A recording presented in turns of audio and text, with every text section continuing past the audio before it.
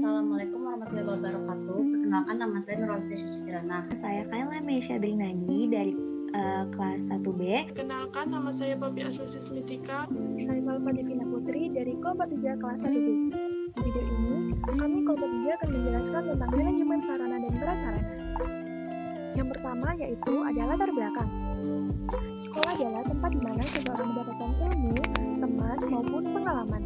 Di dalam sekolah, terdapat aspek yang memiliki keterkaitan satu sama lain. Aspek-aspek tersebut yaitu tata laksana administrasi, teknik pendidikan yang meliputi kepala sekolah dan guru, juga disebut sebagai bagian independen, komunitas sekolah yang membantu kegiatan sekolah, dan siswa yang merupakan subjek utama dalam pelaksanaan pendidikan. Menggunakan peraturan pemerintah nomor 19 tahun 2005 tentang standar nasional pendidikan dan juga mengatur mengenai standar sarana dan prasarana pendidikan secara nasional pada bab 7 pasal 42 yang ditetapkan sebagai berikut. 1. Setiap satuan pendidikan wajib memiliki sarana yang meliputi perabot, peralatan pendidikan, media pendidikan, buku, dan sumber belajar lainnya, bahan habis pakai, serta perlengkapan lain yang diperlukan untuk menunjang proses pembelajaran yang teratur dan berkelanjutan. 2. Setiap satuan pendidikan wajib memiliki prasarana yang meliputi lahan, ruang kelas, ruang pimpinan satuan pendidikan, ruang pendidik, ruang tata usaha, ruang pintu kerja, ruang unit produksi, ruang kantin, instalasi, dan jasa, tempat berolahraga, tempat beribadah, tempat bermain, tempat berekreasi, dan ruang atau tempat lain yang diperlukan untuk menunjang proses pembelajaran yang teratur dan berkelanjutan. Ada rumusan masalah. 1. Mengapa sarana dan prasarana sangat penting dalam sebuah sekolah? 2. Mengapa dalam pembangunan sarana dan prasarana harus melakukan analisa terlebih dahulu? 3. Mengapa dalam pembangunan sarana dan prasarana harus mengikuti standar nasional? Tujuan penulisan. 1. Untuk mengetahui pengertian sarana dan prasarana pendidikan. 2. Untuk mengetahui pentingnya sarana dan prasarana pendidikan. 3. Untuk mengetahui standar nasional pembangunan sarana dan prasarana pendidikan. Kemudian kita masuk dalam bab 2 yaitu pembahasan. Apa sih itu manajemen sarana dan prasarana pendidikan? Manajemen sarana prasarana pendidikan adalah kebutuhan atau sumber daya yang sangat dibutuhkan dan penting untuk menunjang kegiatan belajar mengajar di instansi pendidikan. Oleh karena itu, diperlukan upaya pengoptimalan daya guna dan pengelolaannya sehingga rencana yang telah disusun dapat tercapai dengan maksimal. Menurut Rohiyat, sarana dan prasarana pendidikan adalah kegiatan yang mengatur untuk mempersiapkan segala peralatan atau material bagi terselenggaranya proses pendidikan sekolah. Dengan kata lain, sarana dan prasarana adalah suatu kegiatan perencanaan atau persiapan dan pengupayaan aspek material pendidikan yang dilakukan secara terus-menerus guna meningkatkan kualitas pendidikan. Pernyataan Luther Gulick. Manajemen sering diartikulasikan sebagai ilmu, kiat, dan profesi. Ungkapan tersebut dikatakan dalam kutipan yang dikutip oleh Sulistiono dalam bukunya yang berjudul Manajemen Pendidikan Islam. Manajemen yang dikatakan oleh Luther Gulick sebagai ilmu karena manajemen telah menampilkan suatu ilmu pengetahuan yang sistematis yang berupaya untuk memahami bagaimana dan mengapa orang bekerja sama. Sedangkan yang dikatakan manajemen sebagai kiat karena dalam mengerjakan suatu dilalui dengan cara-cara kerjasama antar orang lain atau dengan mengatur orang lain. Dan juga manajemen dikatakan sebagai profesi karena manajemen didasari oleh keahlian khusus seseorang untuk mencapai suatu tujuan atau goals. Setiap pengadaan pembangunan sarana dan prasarana pendidikan dibutuhkan sebuah analisa yang disesuaikan dengan kebutuhan dan juga harus melihat dana atau pembiayaan yang sesuai dengan kemampuan anggaran. Semua yang tertuang pada perencanaan harus dimanajemenkan dan diatur dengan baik agar dapat difungsikan sesuai dengan apa yang telah ditetapkan. Dengan berjalannya tujuan untuk peningkatan sarana dan prasarana pendidikan, maka kualitas siswa pun akan semakin meningkat. Begitu juga dengan tenaga pengajar yang semakin dimudahkan untuk melakukan aktivitas belajar tanpa ada kesulitan memberikan materi kepada siswa. Kemudian tercapainya tujuan nilai yang digunakan sebagai motivasi tercapainya rencana pendidikan diantaranya yaitu 1. Menciptakan sekolah yang indah, rapi, dan bersih sehingga dapat membuat warga sekolah merasa nyaman. 2. terdapat sarana dan prasarana sekolah dengan kualitas maupun kuantitas baik dan sesuai dengan kebutuhan pendidikan atau kegiatan sekolah. 3. Sebagai upaya pemeliharaan sarana dan prasarana pendidikan secara terorganisir dan tepat sehingga adanya sarana dan prasarana tersebut dapat dimanfaatkan dalam keadaan apapun dan siap pakai saat akan digunakan. Kemudian, kita akan beralih kepada apa sih itu perencanaan manajemen dan prasarana? Arti kata perencanaan. Perencanaan adalah upaya yang dilakukan guna mendapatkan suatu hasil yang telah ditentukan atau direncanakan secara maksimal. Perencanaan ditentukan dengan mengambil keputusan dengan cermat dan seksama agar terhindar dari kesalahan pembangunan. Perencanaan harus dilakukan dengan sesuai dengan kebutuhan sekolah agar dapat digunakan dengan baik. Sedangkan kata manajemen dalam Kamus Besar Bahasa Indonesia, manajemen merupakan proses penggunaan sumber daya secara efektif untuk mencapai sasaran. Manajemen menyakup kerjasama dengan mendayagunakan sumber daya manusia untuk tercapainya suatu kebutuhan. Kemudian, prasarana. Prasarana adalah suatu yang dibutuhkan untuk sebagai penunjang utama terlaksananya suatu proses kegiatan. Proses kegiatan yang dikatakan dapat berupa proyek, pembangunan, ataupun usaha. Prasarana pendidikan berperan secara langsung dalam kegiatan pembelajaran, yaitu perpustakaan, ruang kelas, dan lain sebagainya. Sedangkan bentuk prasarana pendidikan yang tidak langsung, yaitu kantin sekolah, ruang kepala sekolah, ruang guru, parkiran, dan UKS. Walaupun prasarana pendidikan tersebut tidak langsung dalam kegiatan pembelajaran, akan tetapi menunjang dalam kegiatan pembelajaran siswa maupun guru. Kebutuhan prasarana bagi dunia pendidikan sangat penting untuk menunjang kestabilan kegiatan pembelajaran. Sebelumnya, harus dilakukan analisis terkait apa yang dibutuhkan dalam prasarana sekolah. Dalam perencanaan prasarana, sekolah harus memiliki visi dan misi guna menjaga fasilitas sekolah saat pembangunan selesai dilaksanakan. Kemudian, menentukan rencana anggaran, pendapatan, dan belanja sekolah untuk mengetahui prediksi anggaran pembangunan yang akan datang. Dengan memanfaatkan blueprint dari pemerintah yang bantuannya terbatas, dana pembangunan prasarana juga harus diupayakan lewat cara lainnya. Dalam perencanaan, terdapat tujuan di dalamnya, yaitu tujuan strategis, yang merupakan tujuan yang diorientasikan untuk jangka panjang, dan tujuan taktis, juga tujuan operasional yang ditujukan untuk jangka pendek, dengan melihat sasaran tertuju. Hari ini saya akan membahas tentang pengadaan sarana dan prasarana. Fungsi dari pengadaan sarana dan prasarana ini sendiri adalah untuk memenuhi kebutuhan instansi pendidikan agar tercapainya tujuan instansi pendidikan tersebut. Pengadaan pasti akan memiliki aturan, misalnya seperti dana BOS dan diajukan dalam waktu 3 bulan dengan cara membeli, menyewa, dan menerima hibah dari pihak lain. Kesepakatan dari guru dan siswa dalam memperlancar proses belajar mengajar.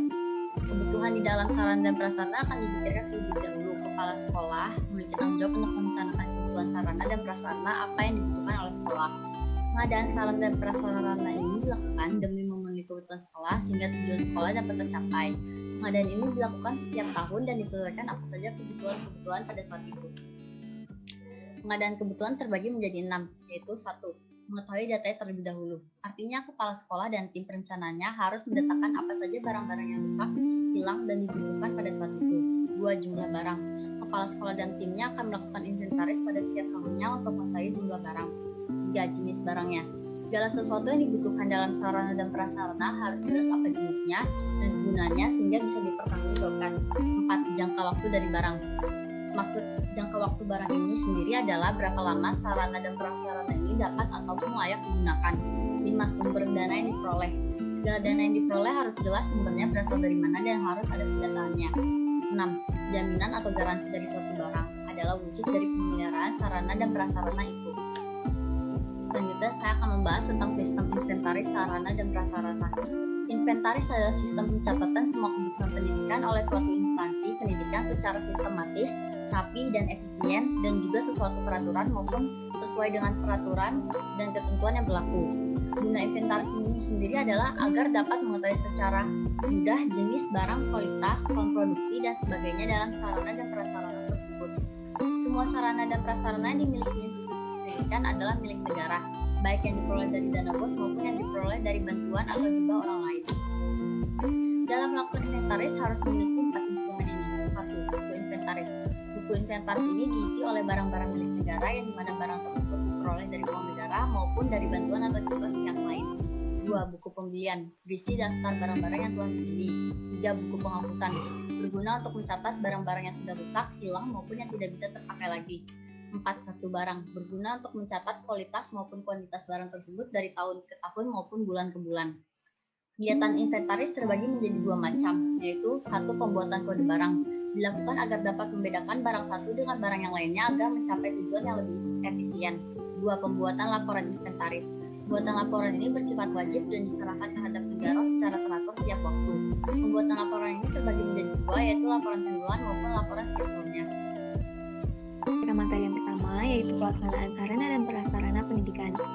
Bagaimana sih pelaksanaan sarana dan prasarana di sekolah? Pelaksanaan sarana dan prasarana dalam pembelajaran mempunyai komponen-komponen yang berperan penting. Komponen-komponen tersebut bila berjalan dengan baik, maka akan menghasilkan hasil yang maksimal sesuai dengan tujuan pembelajaran.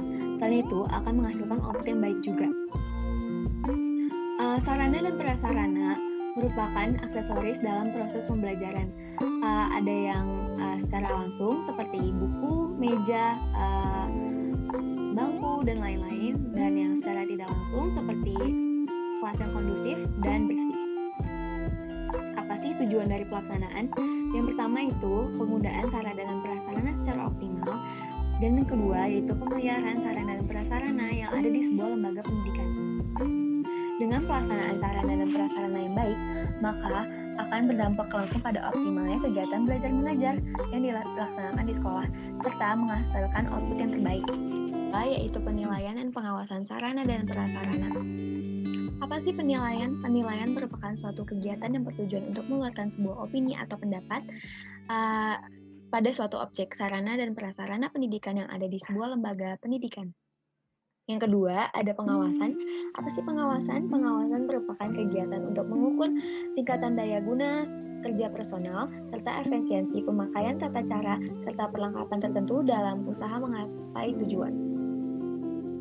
Nurbaiti tahun 2014 halaman 75 mengeluarkan pendapat tentang standar pengawasan dalam sarana dan prasarana pendidikan, yaitu yang pertama ada standar fisik, yaitu bertabiat kualitatif dan kuantitatif. Yang kedua ada standar biaya, yaitu berkaitan dengan keuangan. Yang ketiga ada standar modal, berkaitan dengan investasi modal. Yang keempat ada standar pemasukan, yaitu untuk mengetahui pemasukan yang ada di suatu lembaga. Yang kelima yaitu ada standar program, yaitu untuk membuktikan sebuah mutu benda. Yang keenam ada standar yang tidak bisa diraba, itu berkaitan dengan ikatan antar manusia. Yang ketujuh ada standar target, ialah suatu pendekatan capainya suatu target. Manfaat dari dilaksanakannya penilaian dan pengawasan dalam pendidikan yaitu untuk mengetahui berapa jumlah sarana dan prasarana pendidikan yang masih layak digunakan dalam proses pembelajaran untuk mencegah dari kerusakan suatu barang. Saya akan menjelaskan tentang evaluasi sarana prasarana. Pengertian evaluasi.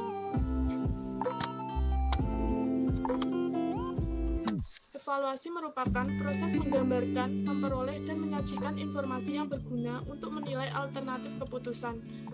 Dalam melakukan evaluasi suatu program kegiatan juga akan menimbulkan dampak. Apakah program kegiatan yang diadakan itu memberikan manfaat, dan apakah sudah tercapainya suatu program tersebut. Dalam melakukan evaluasi suatu program kegiatan juga akan menimbulkan dampak. Apakah program kegiatan yang diadakan itu akan memberikan manfaat dan apakah sudah tercapainya suatu program tersebut. Evaluasi juga dapat digunakan untuk menilai suatu program, yaitu dalam memanajemen sarana dan prasarana pendidikan. Apakah program yang direncanakan dapat berjalan dengan yang diharapkan atau akan malah menghambat tujuan lembaga pendidikan. Kegiatan evaluasi dalam manajemen sarana dan prasarana pendidikan dapat juga digunakan untuk mengetahui faktor-faktor apa saja yang juga dapat dijadikan acuan atau menghambat dalam lembaga pendidikan. Hasil dari evaluasi dalam manajemen sarana dan prasarana lembaga pendidikan kemudian juga dapat berfungsi sebagai feedback, di mana dimaksud adalah dapat dijadikan acuan atau memiliki arti sangat penting untuk mengambil kebijakan. kebijakan yang selanjutnya. Dalam mengevaluasi suatu program, diperlukan prinsip-prinsip evaluasi. Yang pertama, yaitu prinsip berkesinambungan. Prinsip berkesinambungan yaitu di mana evaluasi dilakukan dengan berkesinambungan, dilakukan secara terus-menerus dan secara terjadwal. Dalam evaluasi dapat menggambarkan tentang sarana dan prasarana dari waktu ke waktu. Yang kedua yaitu prinsip menyeluruh. Artinya keseluruhan aspek dalam program dievaluasi, di mana berarti tidak hanya tentang sarana dan prasarana saja, namun juga manajemen keseluruhan. Yang ketiga yaitu prinsip objektif, di mana evaluasi mempunyai subjektivitas atau bias pribadi evaluator dan mempunyai kebebasan. Evaluasi dilakukan dengan kebebasan tanpa adanya ketergantungan pribadi antara pihak yang dievaluasi dan evaluator. Evaluasi harus dilakukan sesuai kenyataan yang ada. Yang keempat yaitu prinsip keterandalan dan sahih. Prinsip keterandalan dan sahih yaitu prinsip yang digunakan sebagai patokan yang bersifat mutlak, sesuai standar dan sesuai kriteria yang telah ditetapkan. Yang kelima yaitu prinsip kegunaan. Prinsip kegunaan artinya evaluasi yang dilakukan hendaknya sesuai yang bermanfaat, baik untuk kepentingan pimpinan dan bawahannya. Dalam suatu proses evaluasi, mewujudkan sarana prasarana pendidikan yang baik seringkali masih dianggap remeh. Padahal evaluasi dalam manajemen sarana prasarana pendidikan sangat penting dalam mendukung kualitas suatu lembaga pendidikan secara umum dan kualitas sarana prasarana yang ada di lembaga pendidikan itu sendiri. Selain itu, dampak dari jika evaluasi sarana prasarana ini tidak dilakukan, maka menimbulkan adanya penyalahgunaan dan penyelewengan sarana dan prasarana di lembaga pendidikan itu sendiri. Yang kedua, saya akan membahas tentang pemeliharaan sarana dan prasarana. Pengertian pemeliharaan. Pemeliharaan adalah kegiatan memelihara, merawat, dan menyimpan barang-barang sesuai dengan bentuk-bentuk jenis barangnya sehingga barang tersebut awet dan bisa tahan lama. Dalam pemeliharaan sarana dan prasarana di lingkungan sekolah, dimaksudkan agar sarana dan prasarana di sekolah itu dapat digunakan sewaktu-waktu dan tidak mengalami masalah ketika akan digunakan dan dapat siap pakai. Menurut Nurabdi, terdapat 4 macam pekerjaan pemeliharaan sarana dan prasarana di sekolah, yaitu 1. Perawatan rutin. Perawatan rutin ini di mana dilakukan setiap hari yang dapat dibersihkan. Misalnya seperti tempat saluran drainase, sampah, dan kotoran yang ada di sekolah, pembersihan halaman, dan pembersihan sampah secara menyeluruh. Yang kedua yaitu perawatan berkala. Perawatan berkala dimaksudkan yaitu perbaikan rule yang dilakukan dengan jika mebel seperti kursi, lemari, bangku, dan sebagainya rusak atau pecah yang menimbulkan kebocoran. Yang ketiga yaitu perawatan darurat, di mana perawatan darurat ini dilakukan karena adanya kerusakan yang tidak terduga, berbahaya dan akan merugikan bagi warga sekolah jika dibiarkan lama-lama. Yang keempat yaitu perawatan preventif. Perawatan preventif ini cara perawatan yang dilakukan sebelum adanya kerusakan terhadap sarana dan prasarana, sehingga jika ada kerusakan ringan maka akan segera harus ditangani.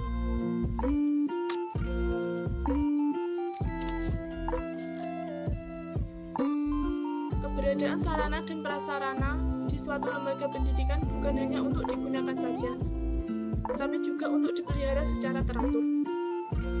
Pemeliharaan teratur dapat mempertahankan kualitas dan kuantitas suatu barang yang ada di sekolah.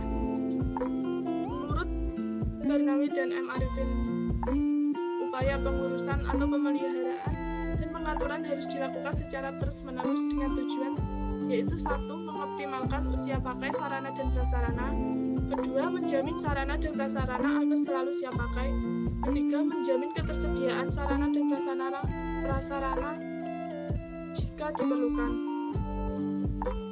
Yang keempat, menjamin keselamatan pengguna sarana dan prasarana.